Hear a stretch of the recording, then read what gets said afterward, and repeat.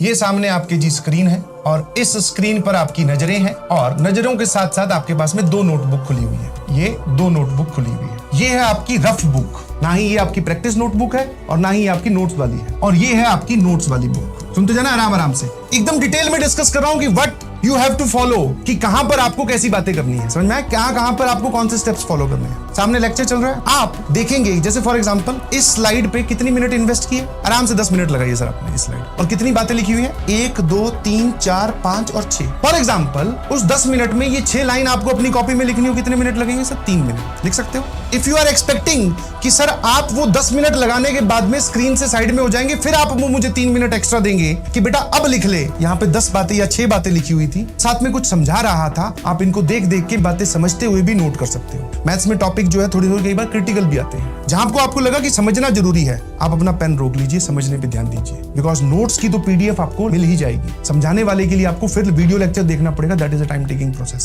तो आपके सामने कुछ आया, जितना आप उसमें से लिख सकते हो फ्री हैंड रहते हुए, उस लिखने में भी आपकी फर्स्ट प्रायोरिटी समझना होना चाहिए। ये बात इंपॉर्टेंट है, तो पेन छोड़ देना, समझने पे ध्यान देना है, एकदम आंखें और दिमाग खोल के। इसके बाद में क्वेश्चन, मैथमेटिक्स है ना, तो क्वेश्चन आ जाएगा, क्वेश्चन की स्टेटमेंट, ऑप्शन। अब कुछ लोग या कुछ बच्चे जाने अनजाने में पहले तो सवाल देखते ही इस सवाल की स्टेटमेंट और ये ऑप्शन अपनी नोटबुक में लिखना स्टार्ट कर देंगे। ईमानदारी से बता रहा हूं, मैथ्स का सवाल आपको लिखने में करीबन 5 या 7 मिनट चाहिएगी, ऑप्शन समेत लिखने में, ऑप्शन के साथ लिखने में आपको 5 मिनट लगेगी वो पूरा सवाल लिखने में। तो आपको स्क्रीन पे सवाल देखते ही क्या करना है, इस नोटबुक पे भाग जाना है सीधा। सवाल देखा, साथ साथ पढ़ा, या फिर सवाल दिखने के बाद में टाइम दिया जाता है आपको पढ़ने का, अटेम्प्ट करने का। सवाल पढ़िए स्क्रीन से, उस सवाल को यहां सॉल्व कीजिए रफ कॉपी में, उस सवाल को सॉल्व कीजिए रफ कॉपी में। तो मतलब मैं क्या एक्सप्लेन करना चाह रहा हूं, अगर आपकी मैथ्स की क्लास में सवाल आया है तो ये वाली नोटबुक का तो काम ही जीरो हो गया, इसको साइड में कर दो, इसको आगे ले आओ। पेन अब जो है आपका रफ कॉपी में चलेगा, आड़ा तिरछा जैसे भी आप रफ कॉपी में काम करते हैं वैसे। सॉल्यूशन सही आ गया, बहुत अच्छी बात, नहीं सही आया उस पर ध्यान दीजिए।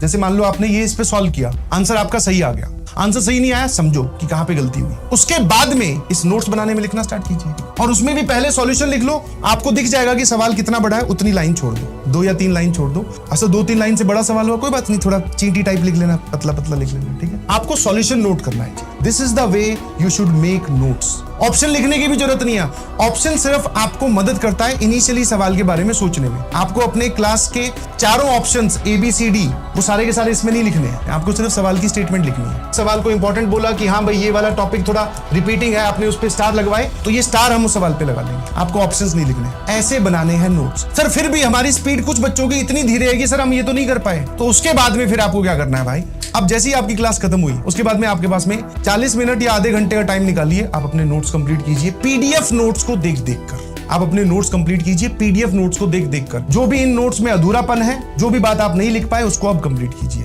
This is the best way to make notes, this is the best way to make notes. और मैंने आधा घंटा बोला है, इसको धीरे धीरे रिड्यूस करना। आप आधा घंटा मिनिमम है, इतना तो आपको लगेगा। हो सकता है आपको 1 घंटा लगे इनिशियल टाइम पे, कोई बात नहीं, वो 1 घंटा लगेगा। फिर आपको समझ में आ जाएगा कि मैं कहां पर अपना टाइम बचा सकता हूं, जैसे ऑप्शन नहीं लिखने हैं, तो आप ये धीरे धीरे by the course of the time आप सीख जाएंगे कि इफेक्टिव नोट्स कैसे बनाने हैं। मैथ्स की क्लास में ये रफ कॉपी बहुत इंपॉर्टेंट रोल प्ले करती है। प्रैक्टिस नोटबुक भी रफ वाली खरीदना, ये सफेद पन्नों वाली और ये भूरे पन्नों वाली, ब्राउन वाली होती है ना, थोड़ी सी हल्की, वो वाली, ये सारी हल्की वाली कॉपी है। इसके साथ साथ कम से कम 4-5 रफ नोटबुक और खरीद लीजिए। हाँ, वो कोई आपका खर्चा नहीं है, that is a proper investment, आप वहां से सीखने वाले हैं।